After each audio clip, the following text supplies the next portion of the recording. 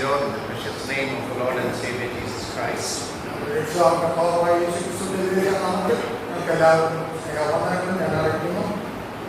would like to thank God for this opportunity granted to all of us to be with the Word of God. I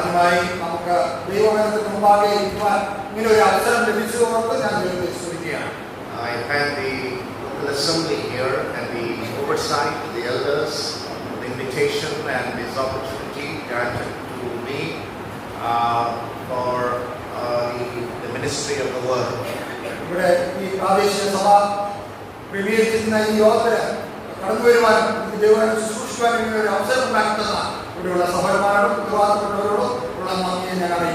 Humanly speaking, I know very few people here.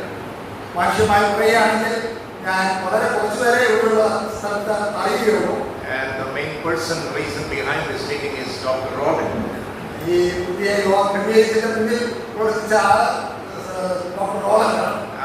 came to our place in Mathura, Uttar Pradesh in the month of March.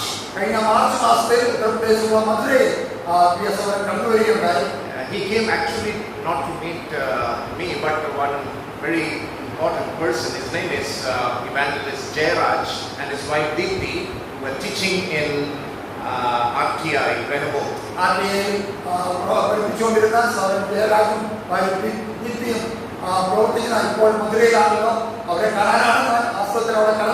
It was that meeting that evolved like this. But the interesting thing is, I was not there in my home when he came. I was in Assam for ministry at that time. And this dear brother and his wife, they visited my family and they had a very wonderful time.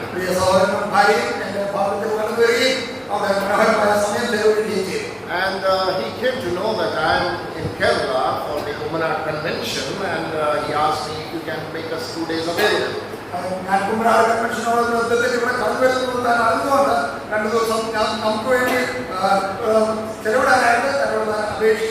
I prayed about it, and this is why we are all here today. I'm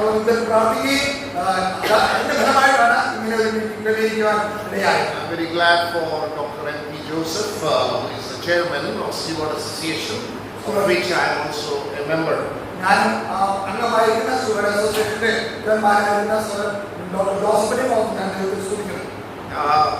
have to mention one name here.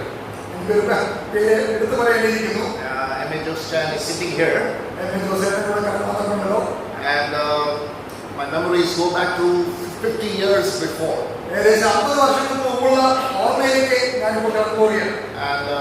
the place where I am serving, it is in Uttar Pradesh, in a place called Mathura.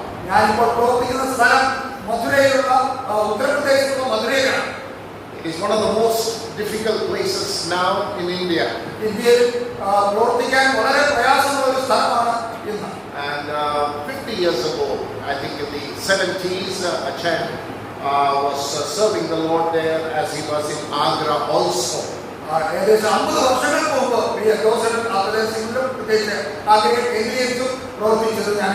And last year he visited our place at the assembly and encouraged us.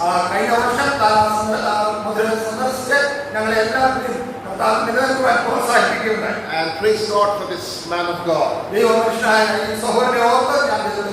In his young days, he labored for the Lord in North India. And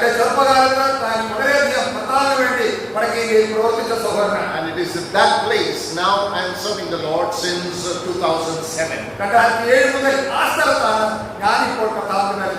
Now, one sister from your assembly, Sister Blessy, who is a daughter of P.V. Anthony, brother P.V. Anthony. You know, she is married in Durg, Chhattisgarh. That is the place I was born and brought up.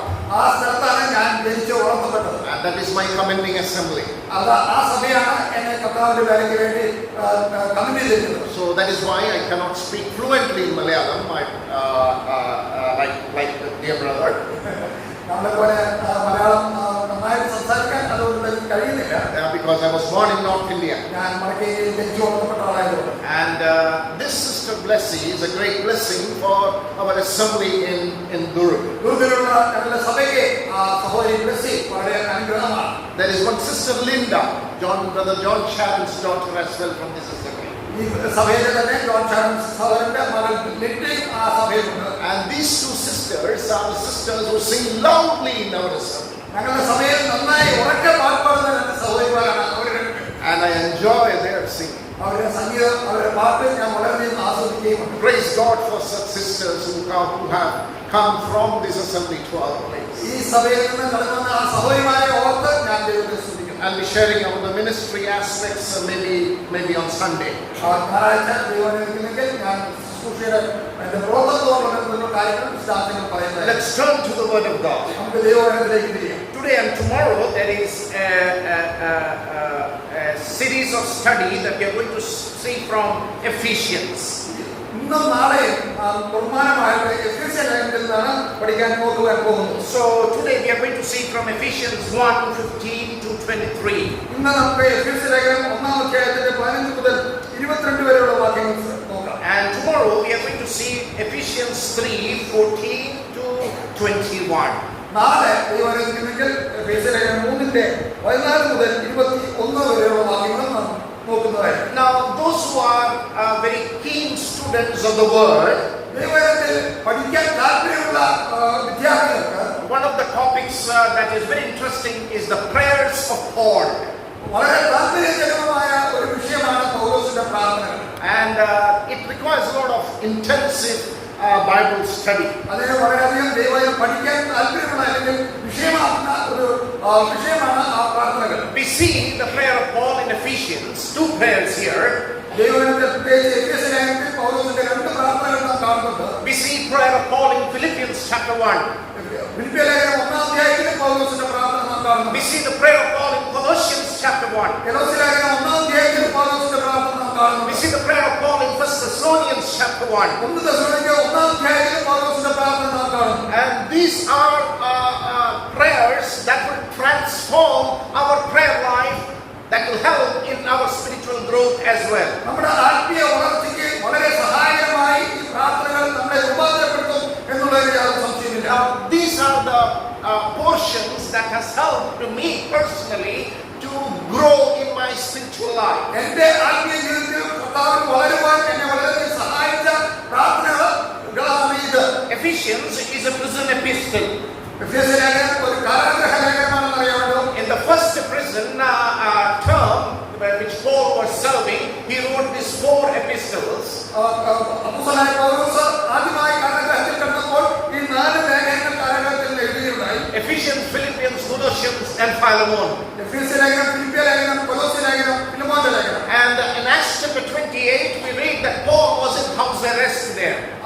അപ്പോസ്തല പ്രവൃത്തി 58-ാം അധ്യായത്തിൽ താൻ അവിടെ വീട്ടുതടവിലായിരുന്നു എന്ന് നാം വായിക്കുന്നുണ്ട്. And from there Paul writes these 4 epistles. അവിടെ നിന്നാണ് താൻ ഈ 4 ലേഖനങ്ങൾ എഴുതിയത്. It is possible that the gospel was brought to Ephesians by Aquila and Priscilla.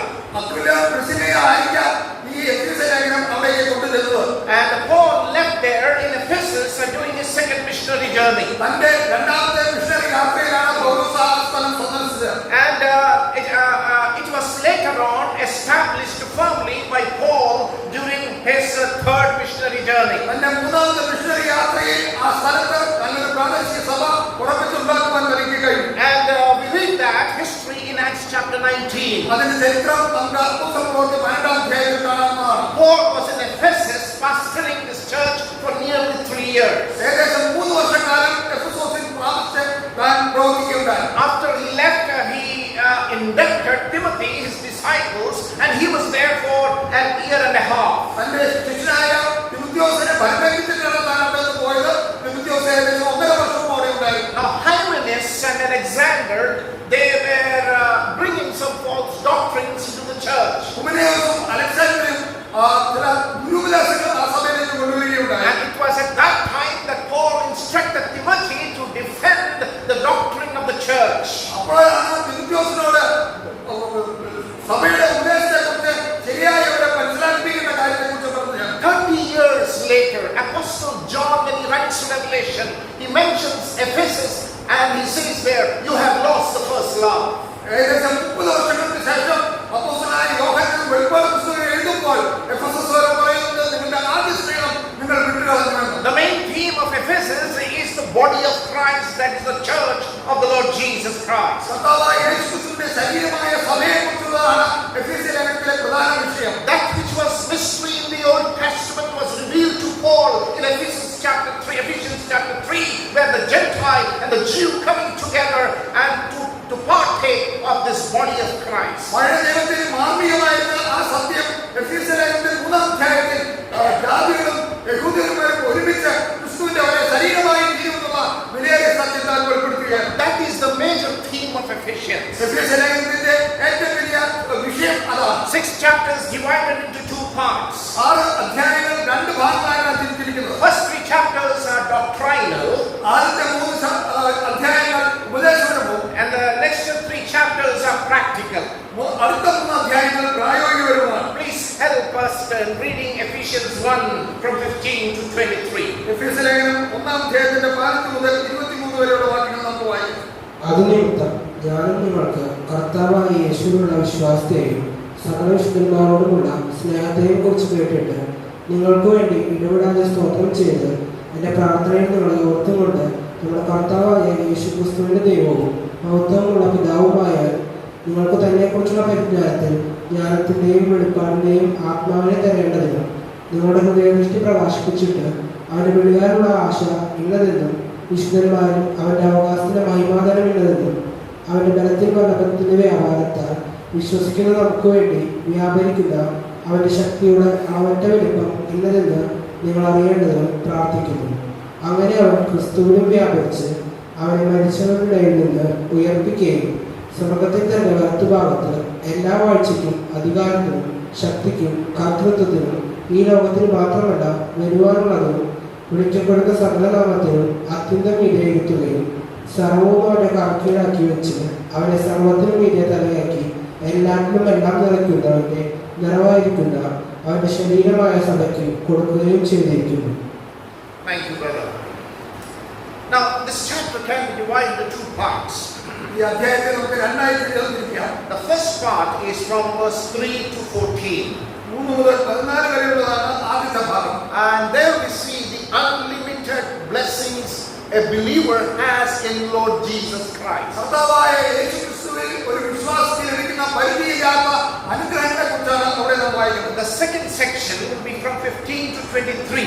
രണ്ടാമത്തെ ഭാഗം 15 മുതൽ 23 വരെയുള്ള വാക്യങ്ങളാണ്. There we see the prayer of Paul for Ephesian believers. എഫെസ്യ വിശ്വാസികൾക്ക് വേണ്ടിയുള്ള അപ്പോസ്തലനായ പൗലോസിന്റെ പ്രാർത്ഥനയാണ് നാം ഇവിടെ കാണുന്നത്. We can understand and appropriate these blessings and resources and richness that we have in Christ. കർത്താവായ യേശുക്രിസ്തുവിൽ നമുക്കുള്ള സമ്പന്നതയും അനുഗ്രഹങ്ങളും എത്രമാത്രം നമുക്ക് അവകാശമാക്കാം, കൈവശമാക്കാം എന്ന് നമുക്ക് ഈ ഭാഗത്ത് കാണാനായിട്ട് കഴിയും. We are very spiritually rich people in Christ Jesus. കർത്താവായ യേശുക്രിസ്തുവിൽ നാം വാസ്തവത്തിൽ വളരെ ആത്മീയമായ സമ്പന്നതയുള്ളവരാണ്. Blessed with spiritual blessings in heavenly places. സ്വർഗ്ഗസ്ഥലത്തുള്ള സകല ആത്മീയ അനുഗ്രഹങ്ങളാൽ അനുഗ്രഹിക്കപ്പെട്ടവരാണ്. And hence to understand 15 to 23 the prayer of Paul, 15 മുതൽ 23 വരെയുള്ള വാക്യങ്ങളിൽ അപ്പോസ്തലനായ പൗലോസിന്റെ പ്രാർത്ഥന നാം മനസ്സിലാക്കുമ്പോൾ we have to understand and study first from verse 3 to 14. ആദ്യം 3 മുതൽ 14 വരെയുള്ള വാക്യങ്ങൾ നമുക്ക് വായിച്ച് പഠിച്ചാൽ മാത്രമേ അത് മനസ്സിലാക്കാൻ സാധിക്കൂ. Because in verse 15 it starts with the word therefore. കാരണം 15 വാക്യങ്ങൾ ആരംഭിക്കുന്ന അത് നിമിത്തം എന്ന് പറഞ്ഞുകൊണ്ടാണ്. So when it starts with therefore, we have to look for wherefore. അത് നിമിത്തം എന്ന് പറയുമ്പോൾ ഏത് നിമിത്തം എന്ന് നമുക്ക് നോക്കേണ്ടതുണ്ട്. So we should understand the context in which Paul is making that prayer and petition for Ephesian believers. എഫെസ്യ വിശ്വാസികൾക്ക് വേണ്ടി അപ്പോസ്തലൻ പ്രാർത്ഥനയും അപേക്ഷയും കഴിക്കുന്നതിന്റെ സാഹചര്യം എന്താണ് എന്ന് നമുക്ക് അത് മുമ്പ് മനസ്സിലാക്കാൻ കഴിയും. We will quickly run through verse 3 to 14. 3 മുതൽ 14 വരെയുള്ള വാക്യങ്ങൾ നാം പെട്ടെന്ന് ഓടിച്ചു നോക്കാം. In 3 to 14 we see triune God and salvation. പ്രിയേക ദൈവവും രക്ഷയെ കുറിച്ചാണ് ആദ്യ ഭാഗത്ത് നാം കാണുന്നത്. What the Father did for our salvation. നമ്മുടെ രക്ഷയ്ക്ക് വേണ്ടി പിതാവായ ദൈവം എന്ത് ചെയ്തു? But verse 4, the Father chose us in Him before the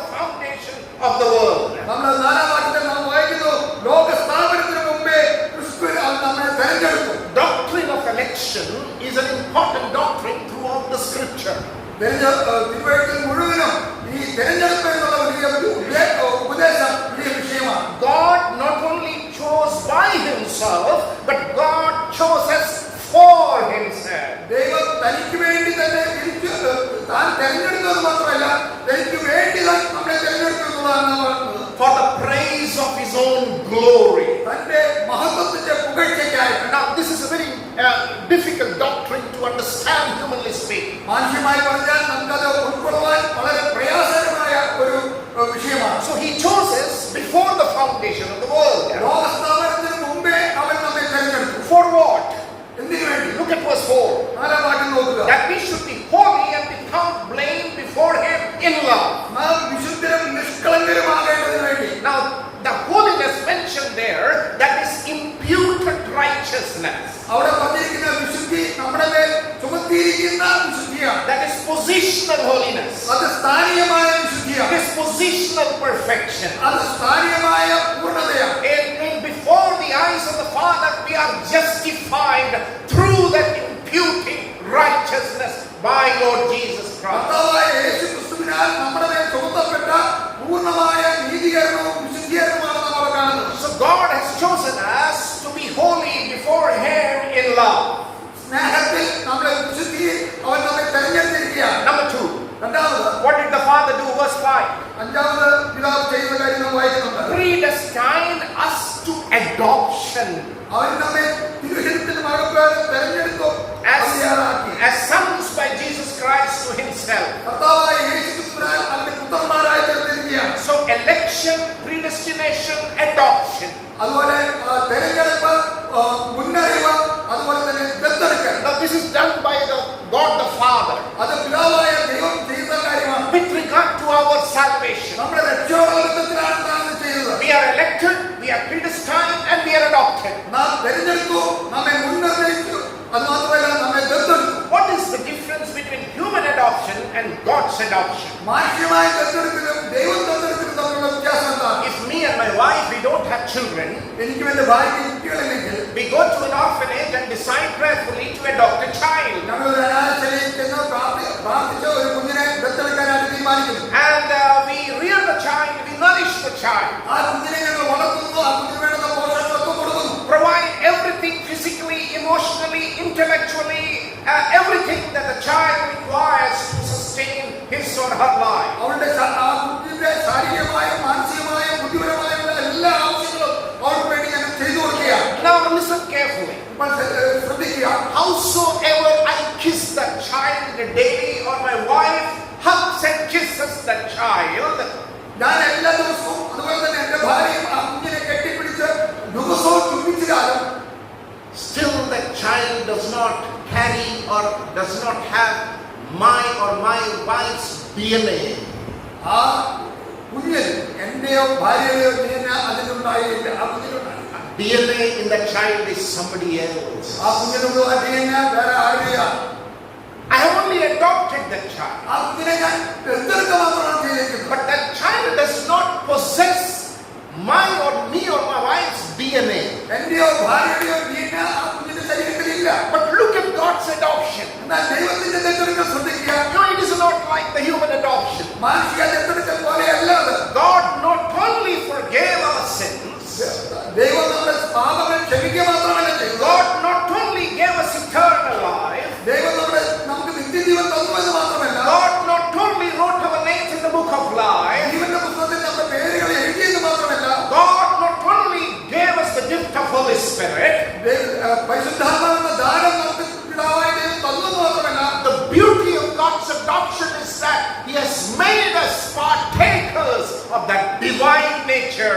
2 Peter chapter 1 verse 4. 2 പത്രോസ് 1-ാം വാക്യത്തിൽ നാം വായിക്കുന്ന പോലെ ആ ദിവ്യ സ്വഭാവത്തിൽ നമ്മളെ കൂട്ടാളികളാക്കി തീർത്തു എന്നുള്ളതാണ്. Now, howsoever I shake my hands with my adopted child, ഞാൻ എന്റെ ദത്തെടുത്ത കുഞ്ഞുമായിട്ട് എത്ര പ്രാവശ്യം കൈ കൊടുത്താലും the child will not possess my DNA or my wife's DNA. എന്റെയോ ഭാര്യയുടെയോ DNA ആ കുഞ്ഞിലേക്ക് പ്രവേശിക്കുന്നില്ല. But look at God's adoption. എന്നാൽ ദൈവത്തിന്റെ ദത്തെടുക്കൽ ശ്രദ്ധിക്കുക. The beauty of God's salvation is that He shook hands with us and He has made us partakers of that divine nature. ദൈവം നമ്മളെ തിരഞ്ഞെടുത്ത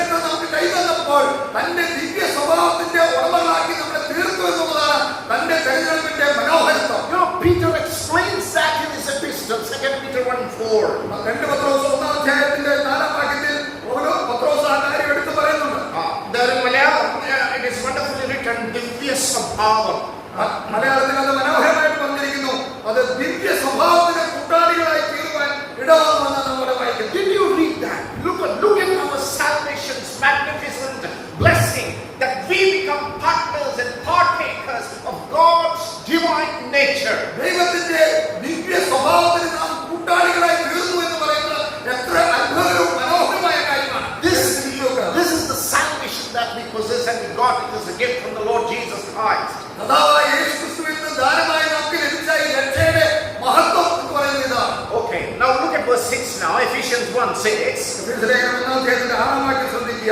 Why did God the Father do all these things? എന്തുകൊണ്ടാണ് പിതാവായ ദൈവം ഇതെല്ലാം ചെയ്തത്? To the praise of His glory, of His grace. തന്റെ കൃപാമഹത്വത്തിന്റെ പുകഴ്ചയ്ക്കായി. Oh yeah, you know, Malayalam is much more sweet and more, I should say, rich in explaining this. ആ വാക്യം അവിടെ വിശദീകരിക്കുന്ന മലയാള ഭാഷയിൽ വളരെ അർത്ഥസമ്പൂർണ്ണമാണ്. To the praise of His glory, of His grace. തന്റെ കൃപാമഹത്വത്തിന്റെ പുകഴ്ചയ്ക്കായി. Okay, now look at that next one, by which He made us accepted in the beloved. അവൻ നമ്മുടെ പിതാവായ ദൈവത്തിൽ നമ്മളെ തിരഞ്ഞെടുത്തു എന്ന് നമ്മുടെ വാക്യം മുന്നേറിയിരിക്കുന്നു. Okay, in that divine grace of which we did not deserve it. അത് നമുക്ക് ഒരിക്കലും അർഹതയില്ലാത്ത ദൈവിക കൃപയാലാണ് അത് ചെയ്യുന്നത്. So why did God do all these things? There is election, there is predestination, there is adoption. എന്തുകൊണ്ടാണ് ദൈവം നമ്മളെ തിരഞ്ഞെടുക്കുകയും മുൻനിർണയിക്കുകയും നമ്മളെ ദത്തെടുക്കുകയും ചെയ്തത്? To the praise of His glory, of His grace. അവന്റെ കൃപാമഹത്വത്തിന്റെ പുകഴ്ചയ്ക്കായി. Oh, so that we may be accepted in the beloved. അവൻ തന്റെ പ്രിയനായവനിൽ നമ്മളെ തിരഞ്ഞെടുത്തു. Now this is what God the Father did in our salvation, in your salvation. എന്റെയും നിങ്ങളുടെയും രക്ഷയിൽ പിതാവായ ദൈവം ചെയ്ത കാര്യം ഇതാണ്. Now what did God the Son do? പുത്രനായ ദൈവം ചെയ്തത് എന്താണ്? Verse 7 and 8. 7-ാം വാക്യവും 8-ാം വാക്യവും. In Him we have redemption through His blood. അവനിൽ നമുക്ക് അവന്റെ രക്തത്താൽ അതിക്രമങ്ങളുടെ മോചനം എന്ന വീണ്ടെടുപ്പ്. The forgiveness of sins. അതിക്രമങ്ങളുടെ മോചനം എന്ന വീണ്ടെടുപ്പ്. Now, how did that happen? According to the riches of His grace. അവന്റെ കൃപാമഹത്വത്തിലാണ് അത് സംഭവിച്ചത്. Now, how did Christ do all these things? എങ്ങനെയാണ് ക്രിസ്തു ഈ കാര്യങ്ങൾ ചെയ്തത്? How did God do? എങ്ങനെയാണ് ദൈവം പിതാവായ ദൈവം ചെയ്തത്? Election, predestination, adoption. മുൻനിർണയിക്കുകയും മുൻനിർണയിക്കുകയും ദത്തെടുക്കുകയും ചെയ്തു. How did Christ do it? എങ്ങനെയാണ് ക്രിസ്തു ചെയ്തത്? Number 1, ഒന്നാമത് through His blood. അവന്റെ രക്തത്താൽ. Number 2, രണ്ടാമത് verse 8. 8-ാം വാക്യം. Now, you should underline those two words there. അവിടെ രണ്ട് വാക്യങ്ങൾ നിങ്ങൾ അടിവരയിടണം. Now, let's see how it is in Malayalam. I will read in English. Which He made to abound toward us in all wisdom and prudence. There are two words, wisdom and prudence. അവിടെ രണ്ട് പദങ്ങൾ ശ്രദ്ധിക്കുക. സകല ജ്ഞാനവും വിവേകവുമായി നൽകിയിരിക്കുന്ന വായിക്കുന്നു. Now, that is the wonder of God the Son. പുത്രനായ ദൈവത്തിന്റെ മഹത്വം, അത്ഭുതകരമായ പ്രവൃത്തി അതാണ്. He accomplished this salvation, redemption, forgiveness through all wisdom and through all prudence. തന്റെ ജ്ഞാനത്തിന്റെയും വിവേകവുമായിട്ടാണ് താൻ ഈ വീണ്ടെടുപ്പ് സാധിച്ചെടുത്തത്. That means the servant, the Lord Jesus, knew in the perfect wisdom what needed to be done for the sinful man to be redeemed from sin and to give him forgiveness of sin. ആ പുത്രനായ ദൈവം തന്റെ ജ്ഞാനത്തിൽ പൂർണ്ണമായും മനുഷ്യന്റെ രക്ഷയ്ക്ക് വേണ്ടി എങ്ങനെ അത് സാധിച്ചെടുക്കുമെന്ന് താൻ ചെയ്തത് അവന്റെ ജ്ഞാനത്തിലും വിവേകത്തിലുമാണ്. This wisdom is unimaginable, incomprehensible by our human mind. നമ്മുടെ മാനുഷിക മനസ്സുകൾക്ക് ഒരു കാലത്തും മനസ്സിലാക്കാനോ ഉൾക്കൊള്ളുവാനോ കഴിയാത്ത ജ്ഞാനമാണിത്. Okay, now look at verse 9 there. 9-ാം വാക്യം ശ്രദ്ധിക്കുക. In His wisdom and prudence, അവന്റെ ജ്ഞാനത്തിലും വിവേകത്തിലും, you know, Jesus goes beyond here and He says, having made known to us the mystery of His will. അവനെ തന്റെ മുൻനിർണയിച്ചതിന്റെ പ്രസാദത്തിൽ തക്കവണ്ണം ഇതത്തിന്റെ മർമ്മം നമ്മൾ അറിയിച്ചതെന്ന് വായിക്കണം. Now those are really very deep, rich words Paul has written to the church in Ephesus. എഫേസ്യർക്ക് താൻ എഴുതിയ ലേഖനത്തിന്റെ വലിയ അർത്ഥസമ്പൂർണമായ വാക്യങ്ങളാണ് നമ്മൾ കാണുന്നത്. So then we see the word mystery of His will. തന്റെ ഹിതത്തിന്റെ മർമ്മത്തെക്കുറിച്ച് നമ്മൾ വായിക്കും. The mystery which was hidden in the Old Testament. പഴയ നിയമത്തിൽ മർമ്മമായിരുന്ന കാര്യം, മറഞ്ഞിരുന്ന കാര്യം. Church was a mystery in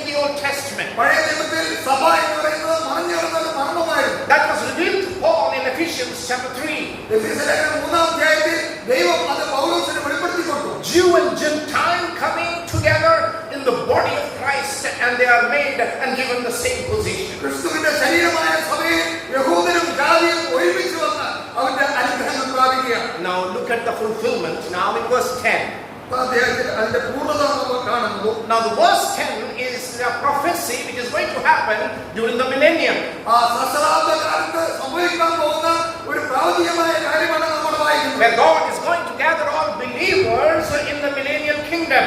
1000 വർഷക്കാലത്ത് കർത്താവ് തന്റെ സഭയെ എല്ലാവരെയും ചേർക്കുന്ന കാര്യങ്ങളാണ് പറയുന്നത്. In the dispensation of the fullness of the times, he might gather together in one all things in Christ. എല്ലാം പിന്നെയും ക്രിസ്തുവിൽ ഒന്നായി ചേർക്കുന്ന കാലസമ്പൂർണ്ണതയിലെ വ്യവസ്ഥയായി കൊണ്ടുവരും. God will gather everything to himself in eternity future. ഭാവി നിത്യതയെ ദൈവം എല്ലാം ഒന്നായി ചേർക്കാൻ പോവുകയാണ്. Okay.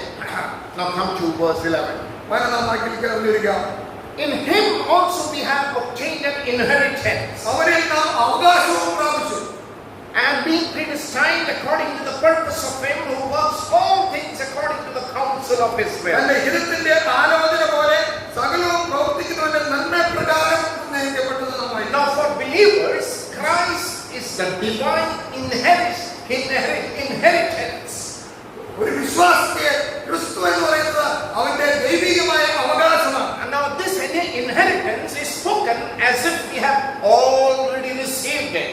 നാം പ്രാപിച്ചു എന്നുള്ള അർത്ഥത്തിലാണ് ഇവിടെ പ്രയോഗിച്ചിരിക്കുന്നത്. And this inheritance, God predestined it before the foundation of the world upon the believing sinners. ഭാവിയായ വിശ്വസിക്കുന്ന ഭാവികളുടെ മേൽ ലോക സ്ഥാപനത്തിന് മുമ്പേ ദൈവം ഇത് ചൊരിഞ്ഞു എന്നാണ് നമ്മൾ വായിക്കുന്നത്. Now there is a practical application there. അവിടെ ഒരു പ്രായോഗികമായ കാര്യമുണ്ട്. Verse 11. 11-ാം വാക്യം. Now God works all things according to the counsel of his will. തന്റെ ഹിതത്തിന്റെ ആലോചന പോലെയാണ് ദൈവം എല്ലാ കാര്യങ്ങളും പ്രവർത്തിക്കുന്നത്. That is so satisfying this evening. നമ്മളെ വളരെ തൃപ്തിപ്പെടുത്തുന്ന ഒരു കാര്യമാണ്. Now in this redemption and in this redeemed sinner's life and who has become a saint now, ഈ വീണ്ടെടുക്കപ്പെട്ട പാപി ഇപ്പോൾ ഒരു വിശുദ്ധനായിരിക്കുന്നതുപോലെ in his life, അവന്റെ ജീവിതത്തിൽ please look at your Bible, verse 11. 11-ാം വാക്യം ഒന്ന് ശ്രദ്ധിക്കുക. What does God do in this predestination? ഈ മുൻനിയമനത്തിൽ ദൈവം എന്താണ് ചെയ്യുന്നത്? He works all things according to the counsel of his will. അവന്റെ നിർണയപ്രകാരം സകലവും പ്രവർത്തിക്കുന്ന അവന്റെ നിർണയപ്രകാരമാണ് അത് പ്രവർത്തിക്കുന്നത്. And what is that all things? What is that all things? എല്ലാം എന്ന് പറയുന്നത് എന്താണ്? Let's go to Philippians chapter 1 ഫിലിപ്പിയർലേഖനം 1-ാം അധ്യായത്തിലേക്ക് നമുക്ക് പോകാം. and verse 6. 6-ാം വാക്യം. Yeah.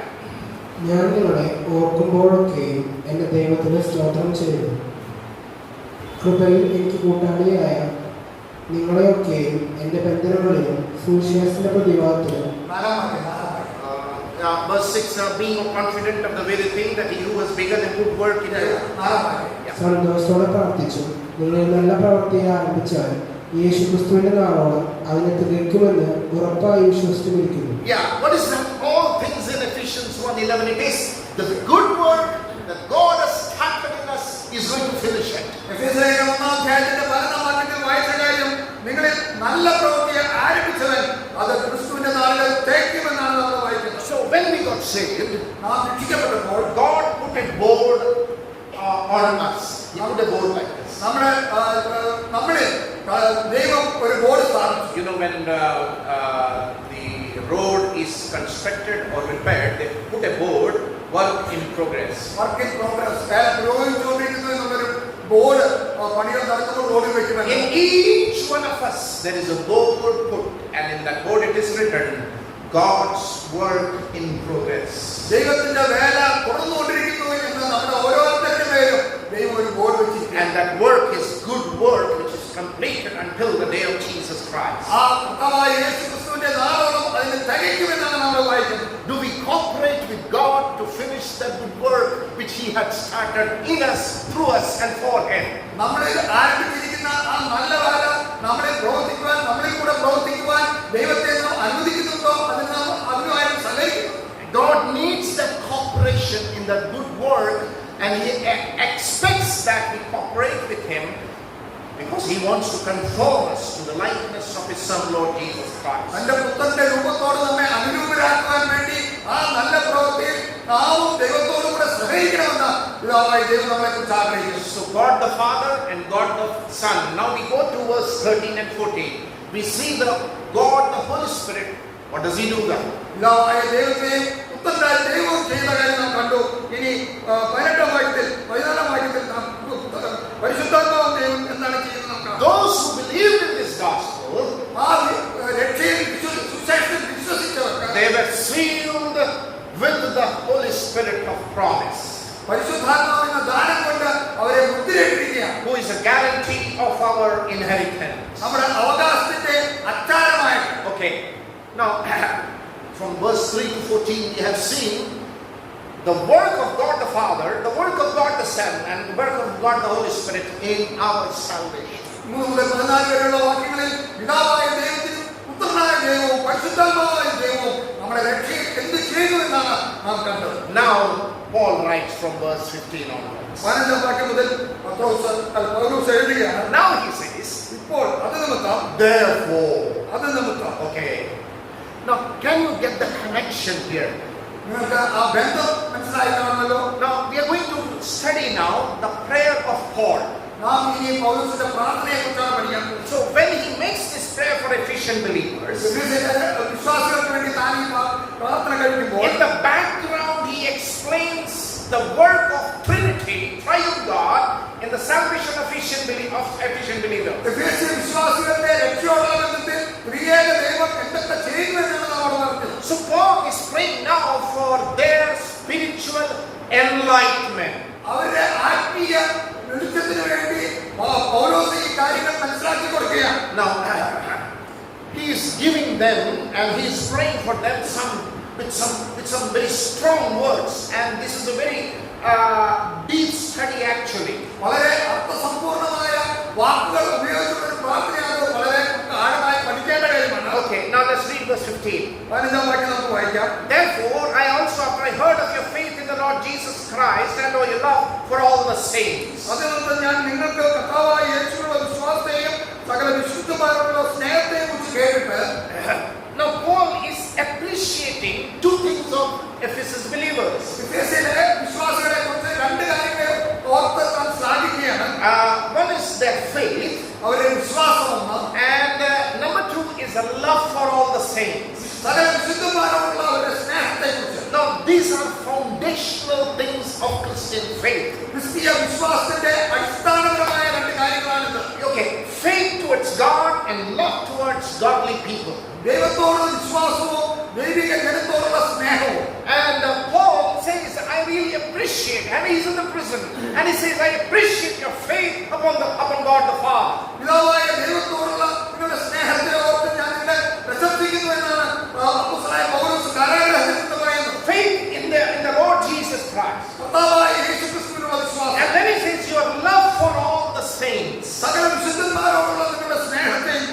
And he now starts from verse 16 onwards. 16 വാക്യം മുതൽ താൻ ആരംഭിക്കുകയാണ്. So from verse 3 to 14, there is our spiritual inheritance, our spiritual riches, our spiritual blessings in the Lord Jesus Christ. 3 മുതൽ 14 വരെയുള്ള വാക്യങ്ങൾ നമ്മുടെ ആത്മീയ അടിസ്ഥാനവും നമ്മുടെ ആത്മീയ അനുഗ്രഹങ്ങളും നമ്മുടെ ആത്മീയ സമ്പന്നതയെ കുറിച്ച് താൻ പറയുകയാണ്. That's really 3 good words in Malayalam.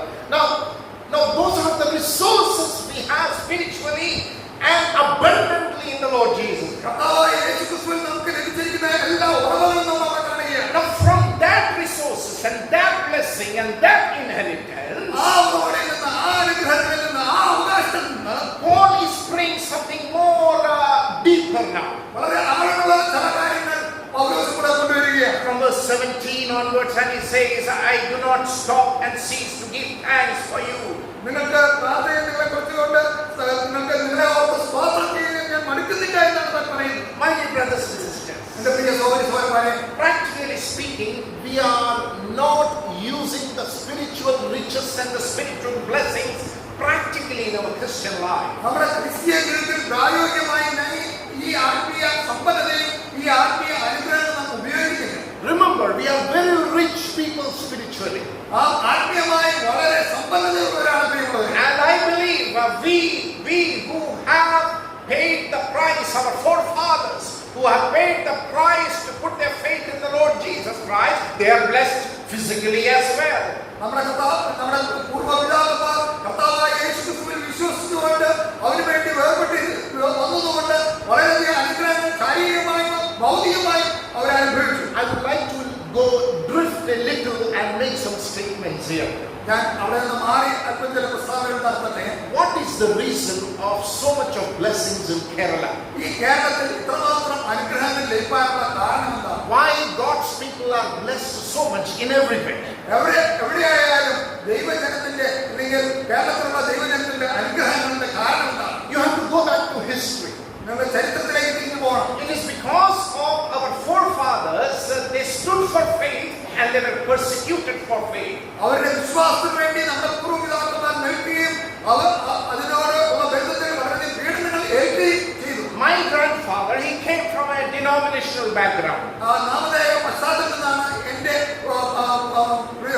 വലിയപ്പച്ചൻ കടന്നു വന്നത്. And five brothers were thrown out of their home because of their faith in the Lord Jesus Christ. കർത്താവായ യേശുക്രിസ്തുവിൽ വിശ്വസിച്ചുകൊണ്ട് അവർ 5 സഹോദരന്മാരെ വീട്ടിൽ നിന്ന് പുറത്താക്കി. So in Kerala, now listen to this carefully. Kerala, revival came because of persecution. പീഡനത്താലാണ് ദൈവവചനം കേരളത്തിലേക്ക് പ്രവേശിച്ചത്. And the starting is with persecution. You go back before independence. സ്വാതന്ത്ര്യത്തിന് മുമ്പുള്ള കാലഘട്ടം നമ്മൾ ശ്രദ്ധിക്കുക. വളരെയധികം പീഡനത്തിൽ കൂടിയാണ് ആ വിശ്വാസം കേരളത്തിൽ ആരംഭിച്ചത് തന്നെ. And this persecution has now come to North India. ഈ പീഡനം ഇപ്പോൾ വടക്കേ ഇന്ത്യയിലേക്ക് വന്നിരിക്കുകയാണ്. So in Kerala, this persecution started maybe 70 years back. ഏകദേശം 70 വർഷങ്ങൾക്ക് മുമ്പാണ് കേരളത്തിൽ ഈ പീഡനം ആരംഭിച്ചത്. And we are, because of the steadfastness of the forefathers and their faith, the generations were blessed today. നമ്മുടെ പൂർവ്വപിതാക്കന്മാരുടെ വിശ്വാസവും സ്ഥിരതയും കൊണ്ട് നമ്മൾ മക്കളായ നാം അതിന്റെ അനുഗ്രഹങ്ങൾ അനുഭവിക്കുന്നു. I don't know whether you have noticed this shift in your life. I really don't know. Have you ever thought about like this? നിങ്ങൾ ആ കാര്യത്തെക്കുറിച്ച് ആ മാറ്റത്തെക്കുറിച്ച് ചിന്തിച്ചിട്ടുണ്ടോ എന്ന് എനിക്ക് അറിഞ്ഞുകൂടാ. You know, people ask me, why you people are so blessed with everything? പലപ്പോഴും പലരും എന്നോട് ചോദിച്ചിട്ടുണ്ട്, നിങ്ങളുടെ ആൾക്കാർ ഇത്രമാത്രം അനുഗ്രഹിക്കപ്പെട്ടതിന്റെ കാരണം.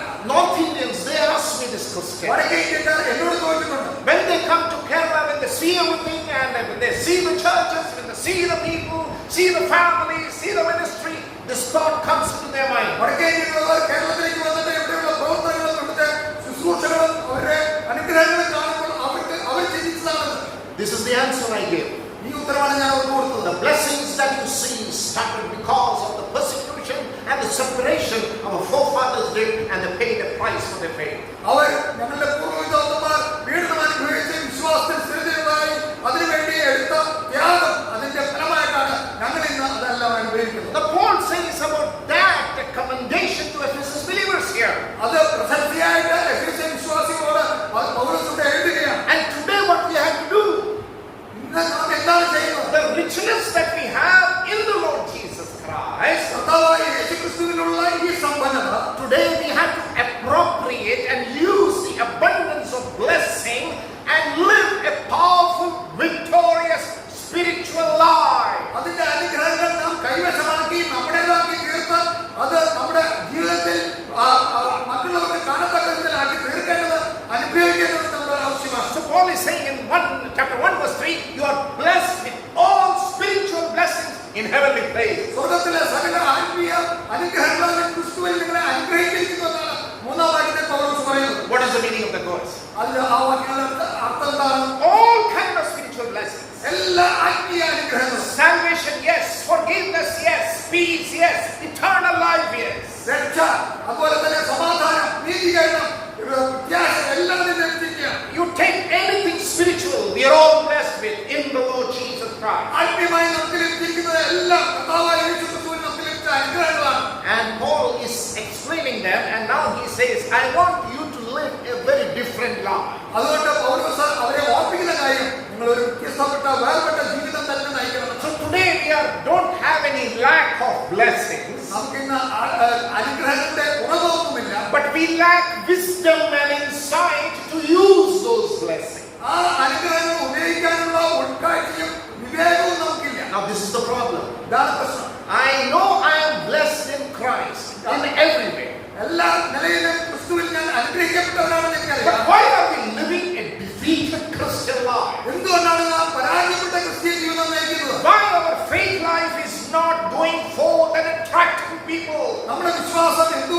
പ്രലോഭിച്ച് മറ്റുള്ളവരെ ആകർഷിക്കുന്നില്ല.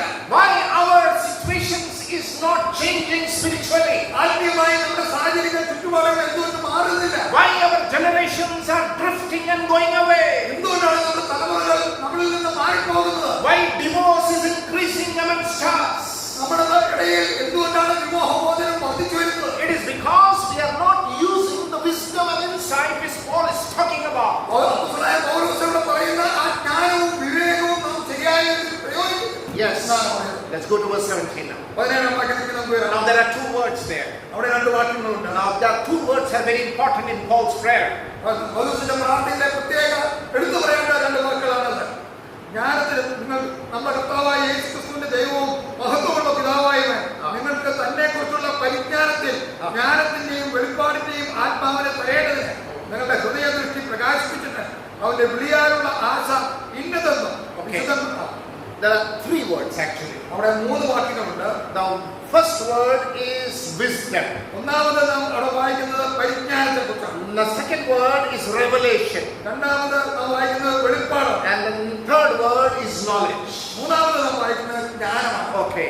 Now Paul is praying for Ephesus believers the spirit of wisdom and revelation in the knowledge of him. അവിടെ പൗലോസ് അവരെ കുറിച്ച് പ്രാർത്ഥിക്കുന്നത് തന്നെ കുറിച്ചുള്ള പരിജ്ഞാനത്തിന്റെയും ജ്ഞാനത്തിന്റെയും വെളിപ്പാട് ലഭിക്കേണ്ടതിനാണ്. Now do we have in Malayalam spirit of wisdom? Yeah. That spirit is not Holy Spirit. ആ ആത്മാവിനെ കുറിച്ച് നമ്മൾ വായിക്കുന്നുണ്ട്. That is not Holy Spirit. പരിശുദ്ധാത്മാവല്ല. That is a special endowment and a disposition which God gives to a believer. ഒരു വിശ്വാസിക്ക് ദൈവം തരുന്ന ഒരു പ്രത്യേക കൃപയാണ് കഴിവാണ്. So a spirit of wisdom means it is a special gift from God to the believers. പരിജ്ഞാനത്തിന്റെ ആത്മാവെന്ന് പറയുന്നത് ഒരു വിശ്വാസിയുടെ മേൽ ദൈവം ചൊരിയുന്നതാണ്. That the wisdom that will make us understand the inheritance and the blessing that we have in Christ. ക്രിസ്തുവിൽ നമുക്ക് ലഭിച്ചിരിക്കുന്ന അവകാശത്തിന്റെയും അനുഗ്രഹത്തിന്റെയും കാര്യം നമ്മൾ മനസ്സിലാക്കി തരുന്ന പരിജ്ഞാനമാണ്. Second word is revelation. രണ്ടാമത് വായിക്കുന്നത് വെളിപ്പാടാണ്. Now that is God's revelation to his children. ദൈവമക്കൾക്ക് ദൈവം തരുന്ന വെളിപ്പാടാണ്. And this revelation is given to us in the 66 books of the Bible. ഈ 66 പുസ്തകങ്ങളിലും ദൈവവചനത്തിൽ കൂടെ നമുക്ക് ആ വെളിപ്പാട് തരുന്നുണ്ട്. The third word is knowledge.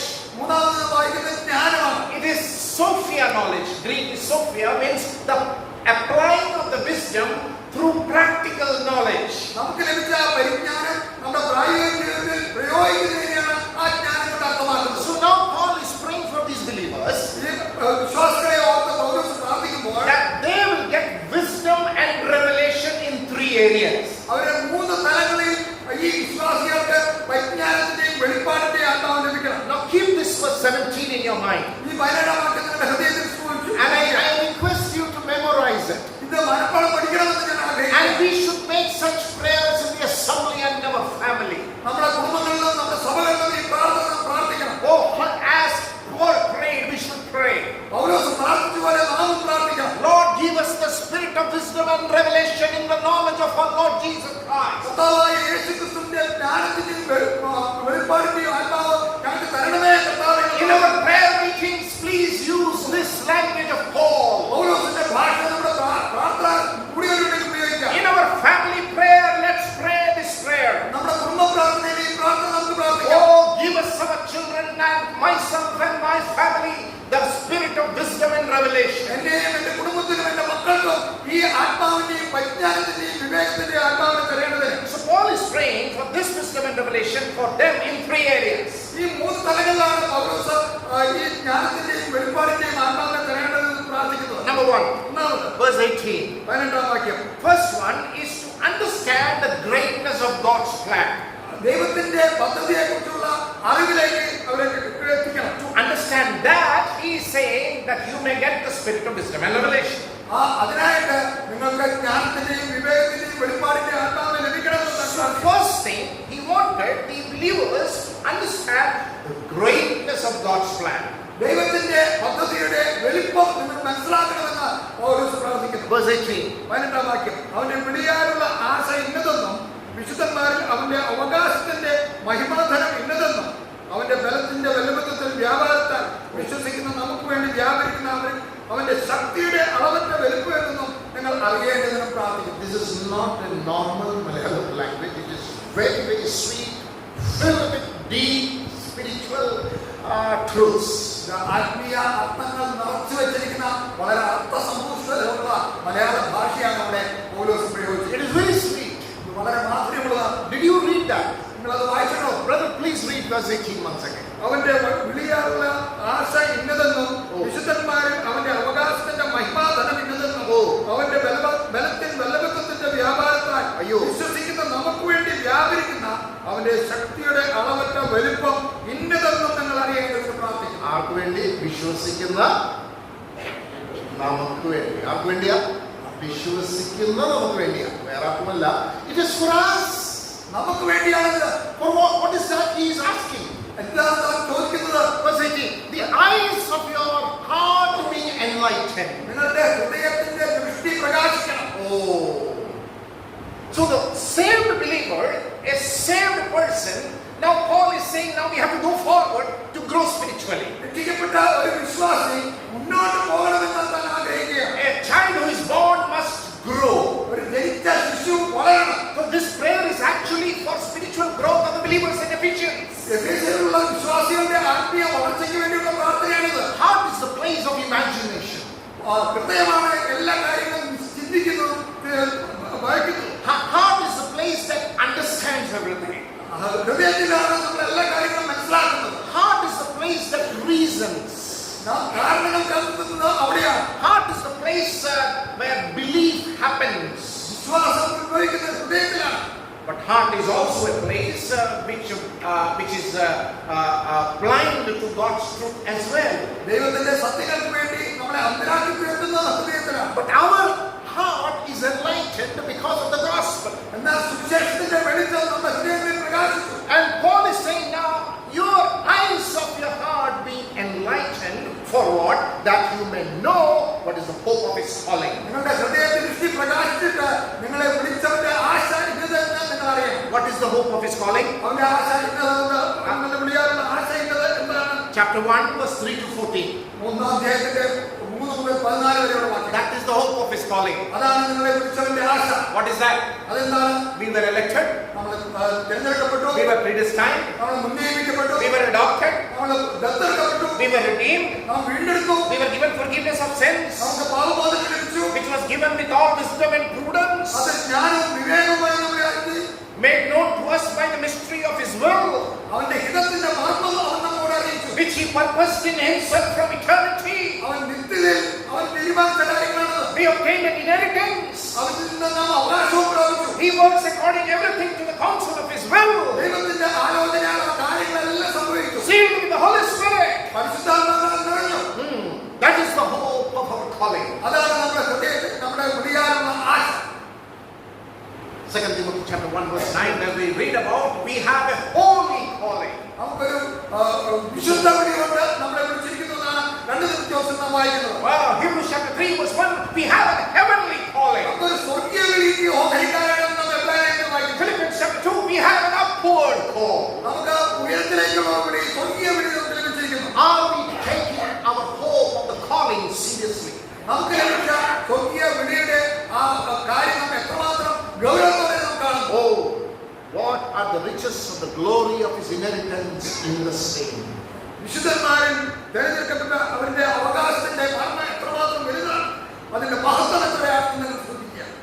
This evening Paul is speaking from these passages. God is speaking to us that eyes of our heart will be enlightened. പൗലോസിന്റെ പ്രാർത്ഥനയിൽ കൂടെ നമ്മളോട് നേരിട്ട് ആത്മാവ് സംസാരിക്കുന്നത് നമ്മുടെ ഹൃദയത്തിന്റെ ദൃഷ്ടിയിൽ പ്രകാശിക്കണം. How it will happen? അതെങ്ങനെയാണ് സംഭവിക്കുക? It is through obedience and surrender.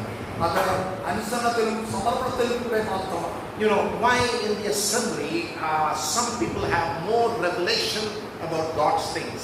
ദൈവിക കാര്യങ്ങളിൽ ചിലർക്ക് മാത്രം സഭയിൽ കൂടുതൽ വെളിപ്പാട് ലഭിക്കുന്നത് എന്തുകൊണ്ടാണ്? Actually, God wants to give his revelation to everyone. എല്ലാവർക്കും ആ വെളിപ്പാട് ലഭിക്കണമെന്നാണ് ദൈവം ആഗ്രഹിക്കുന്നത്. Have you ever thought why some people have more revelation, more wisdom, more inclination towards spiritual things. എന്തുകൊണ്ടാണ് ചിലർക്ക് മാത്രം ആത്മീയ കാര്യങ്ങളോടുള്ള കൂടുതൽ വെളിപ്പാടും കൂടുതൽ ചിന്തകളും കൂടുതൽ താല്പര്യം ഉണ്ടാകുന്നത് ചിന്തിച്ചിട്ടുണ്ടോ? It is because of the spiritual enlightening that they have received in their heart. അവരുടെ ഹൃദയത്തിൽ ലഭിച്ചിരിക്കുന്ന ആത്മീയ വെളിച്ചത്തെ ആശ്രയിച്ചാണ്. That is because of their obedience and surrender and submission. അവരുടെ ദൈവത്തോടുള്ള അനുസരണത്തിലും അവരുടെ അനുഗ്രഹം ലഭിക്കുന്നത് അങ്ങനെയാണ്. John 14 verse 23. Yohannan 14:23 Jesus says, the one who loves me will obey me. എന്നെ സ്നേഹിക്കുന്നവൻ എന്റെ കൽപ്പനകൾ പ്രമാണിക്കും. And the one who will obey me, God will reveal to him more and more. ഒരു അനുസരിക്കുന്നവന്റെ മേൽ ദൈവം കൂടുതൽ വെളിപ്പാടുകൾ ചൊരിയും. So this revelation is proportionate to my obedience. എന്റെ അനുസരണത്തിന് അനുസരിച്ചാണ് എന്റെ അനുഗ്രഹങ്ങൾ. Did you listen to that? അതൊന്ന് ശ്രദ്ധിച്ചോ. I get more revelation, and the progressive revelation, it is proportionate to my submission and obedience to the commandments of the Lord. എനിക്ക് കിട്ടുന്ന വെളിപ്പാടുകളുടെ പുരോഗമനം, ആ വെളിപ്പാടുകൾ ഞാൻ കർത്താവിനെ എത്രമാത്രം അനുസരിക്കുന്നുവോ അതനുസരിച്ചായിരിക്കും. God told Abraham to leave his own country and to go to the place where he is going to show him. ഞാൻ കാണിപ്പാനിരിക്കുന്ന ദേശത്തേക്ക് നീ പുറപ്പെടുക എന്ന് ദൈവം അബ്രഹാമിനോട് ആജ്ഞാപിച്ചു. When Abraham takes the first step, God gives revelation. ദൈവം കൊടുത്ത വെളിപ്പാടിനനുസരിച്ച് അബ്രഹാം ആദ്യത്തെ ചുവട് വെച്ചു. He gives the second step, he gives more revelation. അടുത്ത ചുവട് വെച്ചപ്പോൾ അവൻ കൂടുതൽ വെളിപ്പാടുകൾ കൊടുത്തു. God did not show the complete blueprint at one go to Abraham. ഒരുമിച്ച് ഒരിക്കലും അബ്രഹാമിന് തന്റെ പദ്ധതികൾ മുഴുവൻ വെളിപ്പെടുത്തി കൊടുത്തില്ല. It was a slow progressive revelation അത് പതുക്കെ പുരോഗമനമായ വെളിപ്പാടായി based on his obedience. തന്റെ അനുസരണത്തിന്റെ അടിസ്ഥാനത്തിൽ. The Paul wants that obedience. പൗലോസ് ആ അടിസ്ഥാനമാണ് നമ്മളിൽ നിന്ന് ആവശ്യപ്പെടുന്നത്. How that will happen? അതെങ്ങനെ സംഭവിക്കും? When the eyes of my heart get enlightened. എന്റെ ഹൃദയ ദൃഷ്ടി പ്രകാശിച്ചു. Oh, this should be the prayer for our children. ഇത് നമ്മുടെ കുഞ്ഞുങ്ങളെ ഓർത്ത് നമുക്ക് പ്രാർത്ഥിക്കേണ്ട പ്രാർത്ഥനയാണ്. This should be the prayer of every evangelist and elders and believers in the assembly. ഓരോ സുശേഷകന്റെയും മുപ്പന്മാരുടെയും കടമയാണ് വിശ്വാസികൾക്ക് വേണ്ടിയുള്ള. Oh, that we may know the hope of his calling. നമ്മുടെ ഉള്ളിലുള്ള ആശ ഇന്നതെന്ന് അറിയണം. I am not just called just to live 60, 70 or 80 years in this world. There is much more to God's calling for me in this life. ഈ ലോകത്തിൽ 60-70 വയസ്സ് വരെ ജീവിച്ചു പോവുകയല്ല. അതിനേക്കാൾ ഉപരിയായിട്ട് ദൈവത്തിന് എന്നെ കുറിച്ച് ചില ചിന്തകളുണ്ട്, ആശയുണ്ട്. What is that? What is that? അതെന്താ? To understand the riches of the glory of his inheritance in the saints.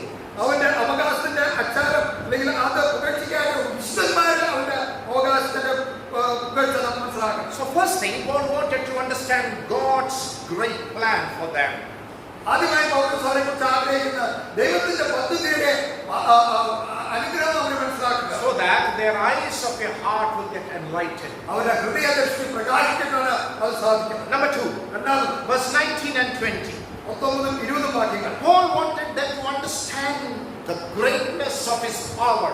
അവന്റെ ശക്തിയുടെ വലിപ്പം എത്രമാത്രമാണെന്ന് അവർ അറിയണമെന്ന് പൗലോസ് ആഗ്രഹിക്കുന്നു. 19:20. വിശ്വസിക്കുന്ന നമുക്ക് വേണ്ടി വ്യാപരിക്കുന്ന അവന്റെ ശക്തിയുടെ അളവറ്റ വലിപ്പം ഇന്നതെന്നും നിങ്ങൾ അറിയേണ്ടതിന് പ്രാർത്ഥിക്കുന്നു. Oh, yes.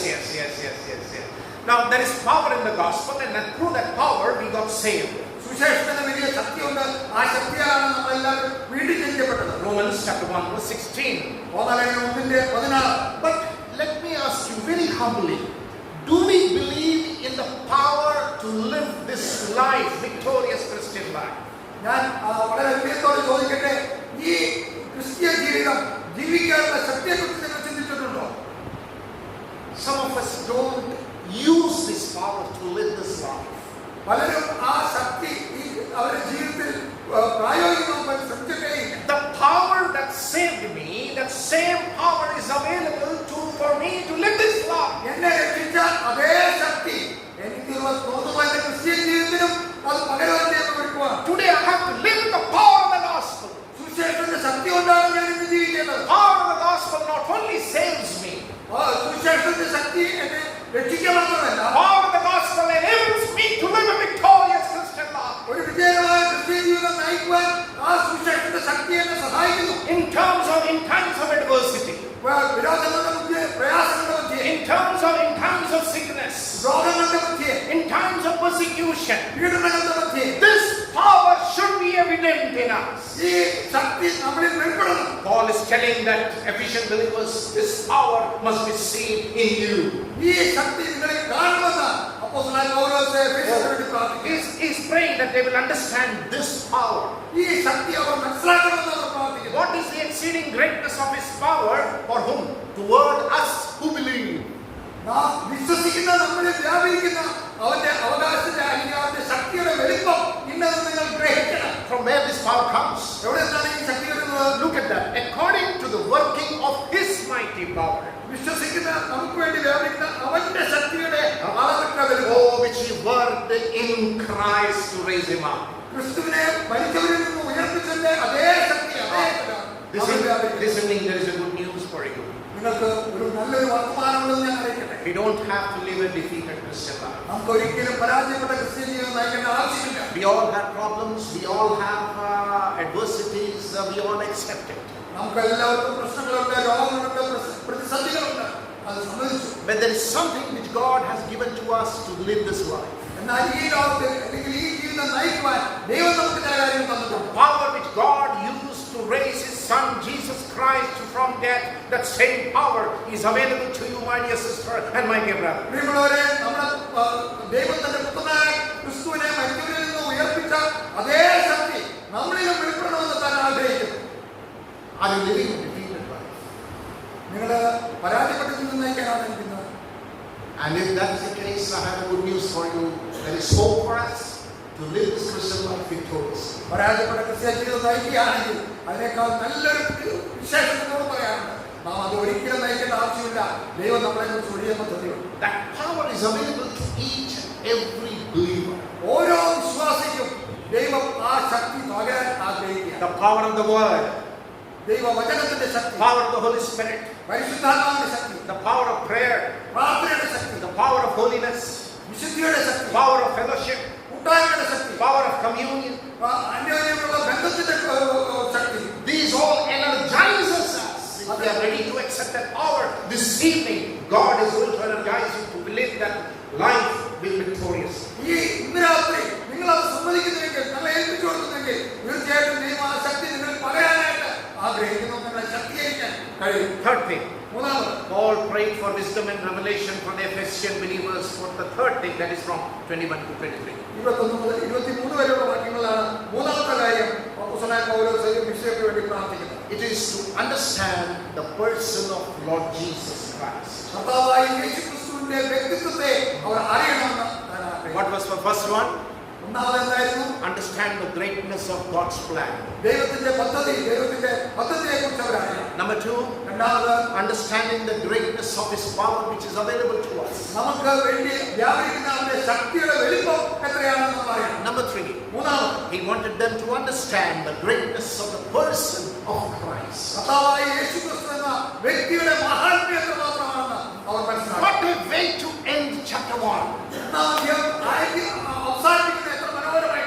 It ends with the person of Christ. കർത്താവായ യേശുക്രിസ്തു എന്ന വ്യക്തിയിലാണ് അധ്യായം പറഞ്ഞ് അവസാനിപ്പിക്കുന്നത്. Who is this Christ? ആരാണ് ഈ ക്രിസ്തു? Verse 21. 21 വാക്യത്തിൽ, സ്വർഗത്തിൽ തന്റെ വലത്തുഭാഗത്ത് എല്ലാ വാഴ്ചയ്ക്കും അധികാരത്തിനും ശക്തിക്കും കർത്തൃത്വത്തിനും ഈ ലോകത്തിൽ മാത്രമല്ല വരുവാനുള്ളതിനും വിളിക്കപ്പെടുന്ന സകല നാമത്തിനും അത്യന്തം മീതെ ഇരുത്തുകയും സർവവും അവന്റെ കാൽക്കീഴിൽ വെച്ച് അവനെ സർവത്തിനും മീതെ തലയാക്കി എല്ലാറ്റിനും എല്ലാം നിറയ്ക്കുന്നവന്റെ നിറവായിരിക്കുന്ന അവന്റെ ശരീരമായ സഭയ്ക്ക് കൊടുക്കുകയും ചെയ്തു. Look at the explanation there. ആ വിവരണം നിന്ന് ശ്രദ്ധിക്കുക. The one who is above principality and power, സകല വാഴ്ചയ്ക്കും കർത്തൃത്വത്തിനും മേലെയായിരിക്കുന്നവൻ, might and dominion, അധികാരത്തിനും ശക്തിക്കും എതിരെയാണ്. every name that is named, എല്ലാ നാമത്തിനും മേലായ not only in this age, ഈ കാലത്ത് മാത്രമല്ല but also in that age which is going to come. വരാൻ പോകുന്ന കാലത്തും He put everything under his feet സകലവും അവന്റെ കാൽക്കീഴാക്കി വെച്ചു. and gave him the head over all things to the church. അവനെ സർവത്തിനും മീതെ തലയാക്കി Oh. അവന്റെ ശരീരമായ സഭയ്ക്ക് കൊടുത്തു. Oh yeah. Christ, William McDonald, he is spoken like this. Christ is incomplete without the church, without his body. And the church is incomplete without Christ. Yes. because the heartbeat of Christ is his church. തന്റെ ഹൃദയമിടിപ്പ് എന്ന് പറയുന്നത് ക്രിസ്തുവിന്റെ ഹൃദയമിടിപ്പ് അവന്റെ സഭയാണ്. The heartbeat of Christ is his body, the body of Christ. ക്രിസ്തുവിന്റെ ഹൃദയമിടിപ്പ് എന്ന് പറയുന്നത് അവന്റെ ശരീരമാണ്, ആ ശരീരമായ സഭ. Now look at verse 23. 23 വാക്യം നോക്കുക. This is his body. അവന്റെ ശരീരമായ സഭ. What is that? The fullness of him. അവന്റെ പൂർണ്ണത. What is the fullness? അവന്റെ പൂർണ്ണത എന്താണ്? It is his church, because that is why we call his church is incomplete. അവന്റെ പൂർണ്ണത അവന്റെ സഭയിലാണ്. അതില്ലെങ്കിൽ അവൻ എപ്പോഴും അപൂർണ്ണനാണ്. Now what does he do in the church? ആ സഭയിൽ അവൻ എന്താണ് ചെയ്യുന്നത്? It is written there. അവിടെ എഴുതിയിരിക്കുന്നു. Who fills all in all. സകലത്തിലും നിറയ്ക്കുന്നവന്റെ.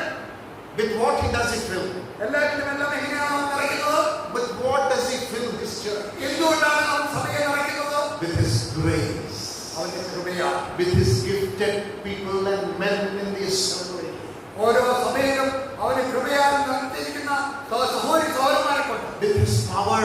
അവന്റെ ശക്തിയിൽ. With his grace and mercy. അവന്റെ കൃപയിലും അവന്റെ കരുണയിലും. With his word. അവന്റെ വചനത്താൽ. He fills his body, that is the church of Christ, all in all, with his grace and spiritual blessings, spiritual giftedness, and the power of the Holy Spirit that energizes this body of Christ. ക്രിസ്തുവിന്റെ ശരീരമായ സഭയിലാണ് അവൻ ഇതെല്ലാം വെളിപ്പെടുത്തി കൊടുത്തത്. അവന്റെ പരിശുദ്ധാത്മാവോട് നടത്തിയിരിക്കുന്നത്. That is why in God's plan, church is the most prominent thing. അതുകൊണ്ടാണ് ദൈവത്തിന്റെ കാഴ്ചപ്പാടിൽ ദൈവത്തിന്റെ പദ്ധതിയിൽ ഏറ്റവും വലിയ കാര്യം സഭയാണ്. Because Christ fills this church all in all.